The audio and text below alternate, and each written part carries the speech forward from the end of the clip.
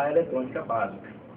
Em primeiro lugar, queria falar para vocês que o curso se dividirá em 5 partes, tá? Sendo a primeira delas o conhecimento básico de corrente elétrica, o segundo introdução a componentes elétricos, o terceiro, conhecimento sobre composição de componentes eletrônicos, o quarto, sobre leitura e descrição de volumes de componentes eletrônicos, tá? E o quinto, leitura de datasheet de componentes eletrônicos. Bom, iremos começar com o conhecimento básico do que é corrente elétrica, para podermos saber como vai trabalhar o componente eletrônico. A corrente elétrica ela é gerada por motores eletroinduzidos. É uma geração por indução eletromagnética através do movimento de um induzido sobre bobinas de indutores. Como você pode ver aqui na figura, nós temos um induzido, tá? E este induzido se posiciona entre dois indutores, o indutor sul e o indutor norte. De acordo com o giro desse induzido, ele irá empurrar e puxar os elétrons, tá, dos indutores, fazendo com que esse induzido transmita uma corrente constante de elétrons sobre os terminais que irão para as linhas de transmissão. Bom, o que acontece? O movimento do induzido é circular. Pode ver aqui, ó. Ele vai estar em constante movimento circular. Este movimento vai gerar uma senoide, tá? Porque o giro sempre vai voltar ao mesmo ponto no eixo, mas não no tempo. Então, de acordo com o giro, o movimento circular irá elevar mais próximo da primeira bobina, trazer de volta ao ponto, a mesma distância da bobina, levar o ponto mais longe da bobina e voltar de novo ao ponto zero. Isso, um movimento circular, em cima do eixo tempo, me mostra um movimento similar a uma ondulação. Esta senoide, tá? Ela vai pegar e ser transmitida, essa senoide de impulso elétrico, até uma unidade de retransmissão, onde a corrente vai ser depurada, limpada, vai ser ajustada e levada até a sua residência, tá? Através de vários processos de amplificação, redução, modulação e transformação, tá? Bom, a corrente elétrica que vai chegar na sua casa vai chegar em 3 linhas de 110 volts e um fio neutro, tá?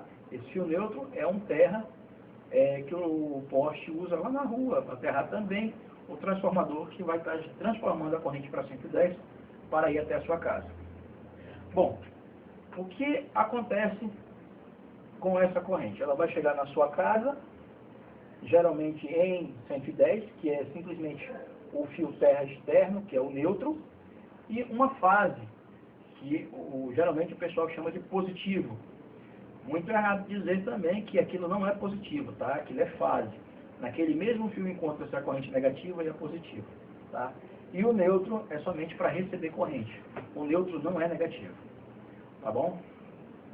Então o que acontece? Essa corrente chega à nossa casa em 110 volts, numa frequência, tá, de 60 Hz, tá? Bom, eu não quero dizer que isso aí é uma condição exata e nem que é a condição que se encontra realmente. Essa é a condição perfeita, seria, tá? Seria na realidade 127 volts na nossa tomada, com a frequência exata de 60 Hz. Eu não estou dizendo que isso aconteça realmente. Existem alguns estados do nosso país que isso até acontece, mas não são todos, tá? Mas existe uma faixa de tolerância. Seria o 127 volts, perfeito. Mas também acontece que nem todas as residências do Brasil trabalham com 110, também trabalhamos com 220. O que é o 220? O 220 é a junção de duas fases, ou seja, uma fase mais uma fase e o neutro. Tá? Em todas as condições, o neutro vai estar presente. Tanto em 110 como 220. E sempre com 60 Hz. Tá? O que eu estou querendo que vocês entendam é que existe uma frequência de trabalho da corrente elétrica. Por que eu quero que vocês entendam por que existe essa frequência? Porque todo produto eletrônico, tá, ele trabalha com frequência. Tá? Uma frequência de sinal. Sempre tem uma ondulação. Sempre vai ter uma senoide. Tanto nos circuitos analógicos, quanto nos circuitos digitais. Só que vocês vão ver que nós não trabalhamos com a mesma corrente elétrica da tomada, que seria a corrente AC ou assíncrona. Tá? Nós trabalhamos com corrente contínua nos equipamentos eletroeletrônicos. E para chegar até essa corrente contínua, ela precisa ter um conhecimento, nós precisamos ter um conhecimento, tá, do que é a corrente alternada. Tá? Já vimos que ela é gerada em movimentos circulares, que nos geram uma senoide, e chega até a nossa casa, com uma frequência de 60 Hz, e com uma faixa de voltagem que vai de 110 a 220 volts. Isso instalação residencial. Tá? A faixa que os nossos equipamentos eletroeletrônicos trabalham, tá, fica na faixa de 92 volts, tá, até 370 volts. Tá? Isso aí são as faixas de tolerância para equipamentos de volt. Equipamentos que trabalham com a corrente de 110 volts é na faixa de 97, 80, na faixa de 90 volts até 140 volts. Essas são a faixa de trabalho de 110.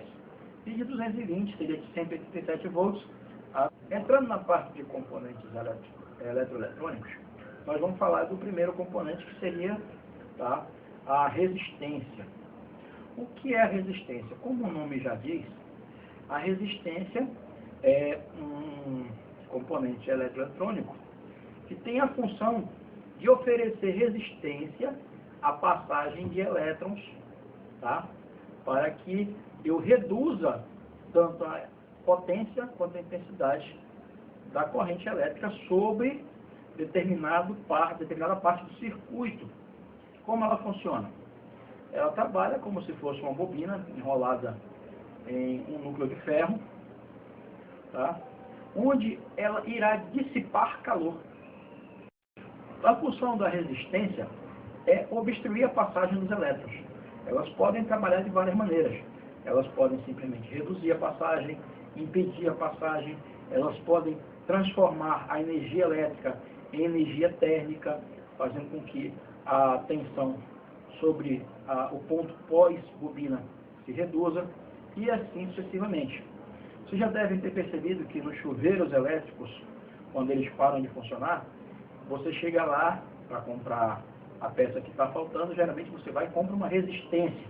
Essa resistência nada mais é do que um fio de um material que resiste bem à temperatura, tá?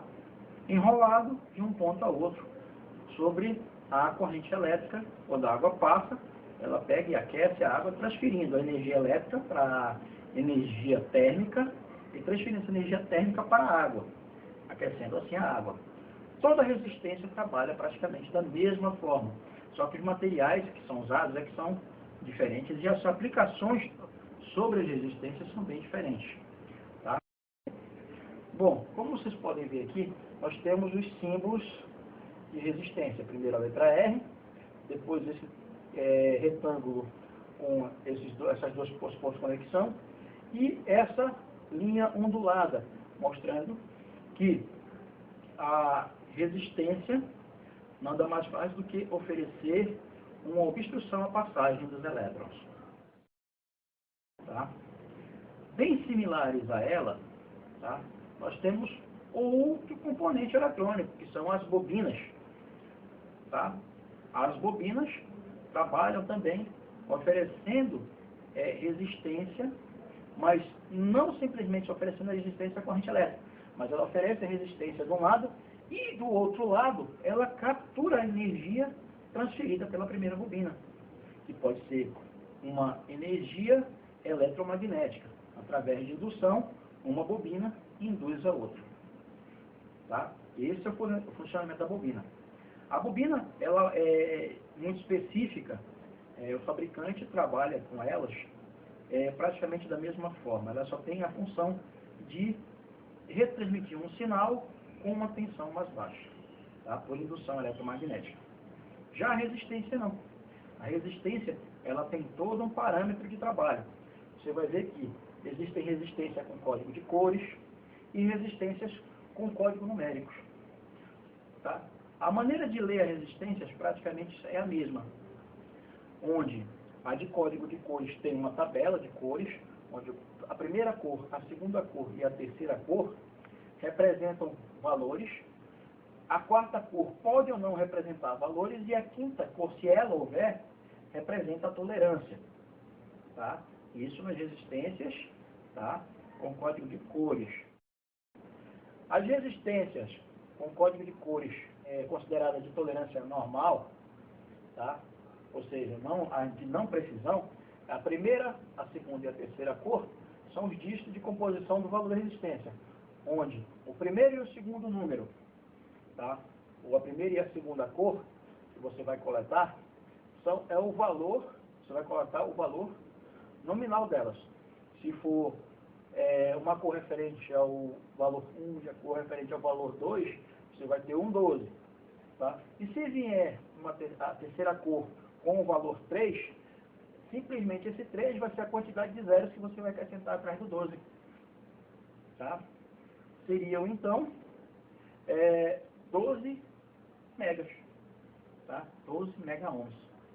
Tá?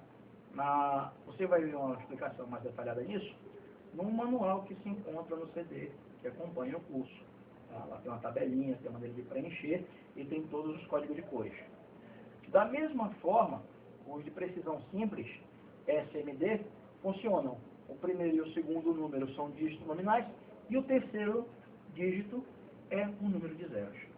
Tá? Só que esses também podem parecer diferentes, como, por exemplo, com as resistências de precisão, onde o primeiro, o segundo e o terceiro número são valores nominais e o quarto número é o número de zeros. A mesma coisa nos componentes SMD. O primeiro, o segundo e o terceiro número são valores nominais e o quarto número, tá, é o número de zeros. Bom, a última cor dos componentes das resistências, tá, que pode ser prata ou resistências que o código é de cor, tá, elas são a tolerância do componente. Se for prata, 25%, se for dourado, 5%. Bom, já com relação ao SMD, a tolerância nele sempre vai ser de 20%. Ele não tem um código de tolerância. Tá? Isso aqui dá uma noção básica para vocês de o que é resistência e o que é bobina. Lá na apostila você vai ter uma visão melhor do que é a resistência e do que é a bobina. Aqui o desenho das duas e vocês podem consultar melhor no manual. Bom, saindo da resistência e da bobina, nós vamos para um componente muito usado em todo o circuito, tá? Que é capacitores. Podem se apresentar na placa de notebook de três maneiras distintas, tá? O capacitor cerâmico, o capacitor eletrolítico e o capacitor de poliéster, que também é igual ao eletrolítico, só que ele é de material, tá? Mais rígido, tipo os capacitores cerâmicos, só que eles são eletrolíticos também. Bom, basicamente os dois capacitores que nós vamos ver são os capacitores cerâmicos e os eletrolíticos. A função dos dois são distintas, mas basicamente trabalham da mesma forma. O capacitor cerâmico, ele trabalha na placa filtrando frequências. Tá? Quando tem muito ruído na frequência que vai trabalhar em determinado parte do circuito, ele vai e dá uma atenuada, tá, nessa frequência. Ele simplesmente vai dar um corte naquelas ondas que vocês viram lá fora, tá? Na corrente AC, elas são similares também na corrente DC, tá? E o que acontece? Sendo que ela trabalha uma frequência determinada pela placa. Quando essa frequência começa a oferecer várias entradas de ruído por outras partes, outros circuitos da placa, nós usamos alguns capacitores para filtrar, reduzir, cortar algumas frequências. E esses capacitores são os capacitores cerâmicos, tá? E os capacitores eletrolíticos, eles funcionam como um atenuador de tensão.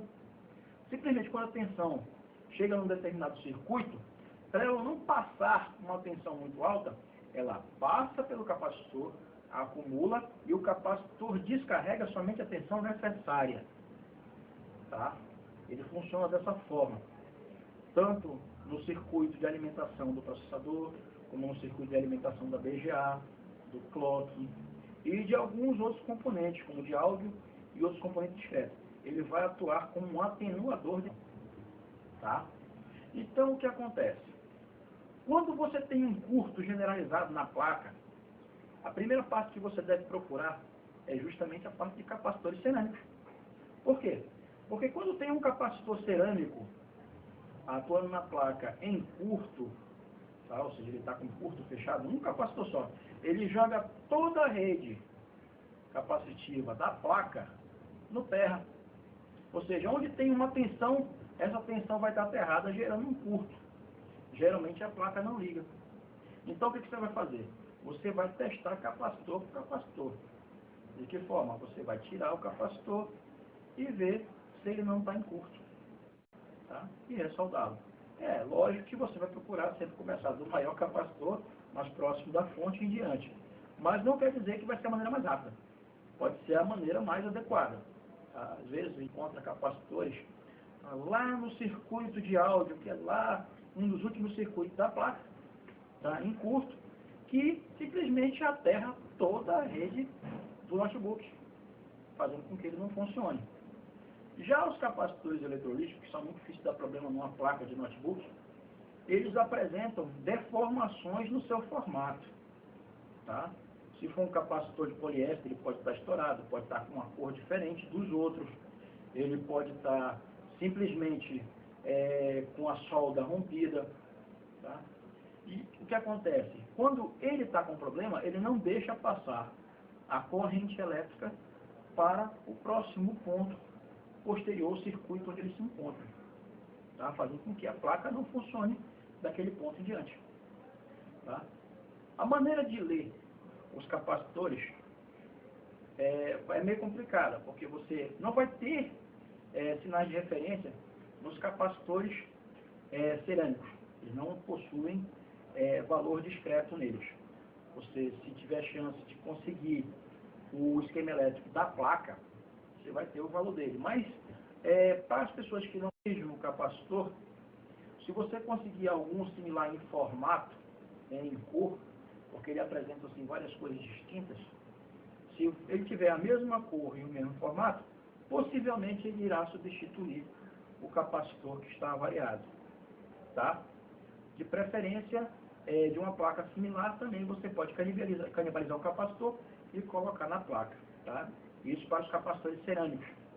Já os capacitores eletrolíticos, o ideal é que você procure capacitores com a mesma voltagem ou superior, tá? E possivelmente com a mesma frequência de trabalho em picofarads ou similar, tá? Não procurando variar mais do que 10%, para não sofrer o risco de danificar a placa por excesso ou falta de corrente elétrica, tá? Bom, a leitura do capacitor eletrolítico é feita nos números. Ele sempre vai apresentar esse invólucro ou essa cápsula, tá? Onde vai estar silcado nele, ou estampado, o valor, a quantidade de volts que ele trabalha. O valor ou em nanofarads, ou em picofarads, ou em microfarads, tá? No capacitor de poliéster, ele é estampado com esses números aqui, e trabalha da mesma maneira. A tabela vai estar no CD que acompanha, tá, o curso de videoaulas. Vamos ter uma tabelinha lá mostrando tudo para vocês. Bom, agora que nós já passamos pelas resistências, as bobinas e os capacitores, nós vamos entrar num ponto já mais avançado, que seriam os componentes semicondutores. Para entender os componentes semicondutores, eu teria que entender primeiro a composição dos componentes semicondutores. Tá? Tudo parte da semicondução, que basicamente nós usamos um elemento, tá, chamado silício. Ele apresenta uma camada eletrosférica estável. Ele não precisa de elétrons e também não tem elétrons excedentes. Ele tem uma estabilidade na sua camada eletrônica. Tá? Sendo que, para trabalhar com corrente elétrica, nós precisamos de componentes. Tá? Componentes não, de materiais que doem elétrons ou que recebam elétrons. Exemplos tais como ferro, cobre, alumínio, até mesmo o chumbo. Eles conduzem muito bem a prata, o ouro conduz muito bem a eletricidade. Por quê? Porque ou eles têm uma falta de elétrons, ou eles têm elétrons em excedência. Tá? Na sua camada eletrosférica, a última camada eletrosférica do componente da matéria, ela é instável eletricamente. Tá? Coisa que não acontece com os semicondutores. Eles são estáveis eletricamente. Tá? Então, o que acontece? Já que a corrente elétrica não passa por eles, eles servem como base para fazermos componentes que eu precise fazer com que o elétron percorra em sentidos determinados, em determinadas situações ou com determinadas funções. Bom, o primeiro componente que nós vamos estudar vai mostrar bem isso, que seria o diodo. O diodo nada mais é do que uma pastilha de material semicondutivo que sofreu um processo em suas propriedades chamado dopagem. O que é a dopagem? A dopagem é a contaminação do material, tá, semicondutor por materiais condutivos. Por exemplo, se eu preciso de um ponto no meu semicondutor que me conduza elétrons positivos, no caso, o que eu vou fazer? Eu vou pegar uma matéria onde tenha a última camada eletrosférica esteja faltando elétrons, ou seja, haja falta de elétrons. E eu vou impregnar essa matéria em cima do meu semicondutor. Eu vou contaminar meu semicondutor, mudando assim sua estrutura eletrosférica, sua estrutura cristalina. O que vai acontecer? Esse meu material semicondutor que não conduzia elétrica porque ele estava instável, ele vai passar a ficar recebendo elétrons. Tá? Fazendo com que ele possa servir de corrente positiva. Se for negativo, eu vou colocar vou contaminar, lógico, meu material semicondutor com algum produto, alguma matéria que tenham elétrons excedentes. Digamos que meu matéria tenha um elétron sobrando e eu vou contaminar o meu semicondutor com este material. O que irá acontecer? Eu vou ter simplesmente um componente que vai receber energia positiva, tá? Mas não vai receber energia negativa. Ou seja, pode passar energia positiva por ele, mas não pode passar energia negativa. Percebam aqui o desenho do diodo, como é que é. Tá? Vocês estão vendo aqui? O diodo, ele tem um desenho de uma seta encaminhada por uma barra que oferece também um caminho. O que quer dizer isso? Quando a minha corrente elétrica chega aqui, ela vai entrar, ela vai ver o sentido, da polaridade e não vai passar a não ser que ela tenha polaridade AD para o diodo. O que o diodo faz? Ele deixa somente uma faixa da corrente elétrica passar. No sentido positivo, ele vai deixar passar somente o positivo. No sentido negativo, ele vai deixar passar somente a corrente negativa. Vocês estão vendo que tem o traço e a seta, correto? Se eu pego do traço em direção contrária à seta, ela vai me deixar passar somente corrente negativa. Se eu acompanho a seta por traço, ela vai me deixar passar somente corrente positiva. Então o que acontece? Quando a onda chega aqui, no positivo, ela vai passar no positivo. Mas quando ela for para o negativo, ela não passa mais no positivo. Fazendo com que o diodo deixe passar somente intervalo, tá? Ela vai subir e descer somente até onde está zero e volta de novo, somente quando vai voltar para o positivo. E assim sucessivamente. Tá? Então, o que acontece? O diodo vai simplesmente separar a corrente positiva da corrente negativa, fazendo assim o processo de retificação. Mas percebam também que ela pode estar retificada, mas ela não está estável, tá? Ela não está estabilizada. Vocês lembram que eu falei para vocês que o capacitor serve para o quê? Estabilizar a corrente elétrica. Então o que nós fazemos? Fazemos uma ponte entre o positivo e o negativo e colocamos um capacitor. Tá? O capacitor cerâmico ele vai compensar entre as duas partes esse ponto que está faltando. Tá? Ele vai simplesmente estabilizar a corrente através de um filtro de frequência, que é o capacitor. Tá? Aí a corrente fica unipolar e estabilizada. Tá? Aí vamos ter corrente positiva e corrente negativa. No caso aqui, nós teremos uma fonte estabilizada de 12 volts. Tá? Então, o diodo, que é um semicondutor, funciona dessa maneira. Tá? De maneira similar, funciona o transistor. Só que o transistor, ele tem várias formas, vários formatos, que nós ainda vamos aprender lá para frente. Mas o transistor trabalha da seguinte forma. Ele funciona como se fosse um diodo, tá? Com uma implementação de um gatilho.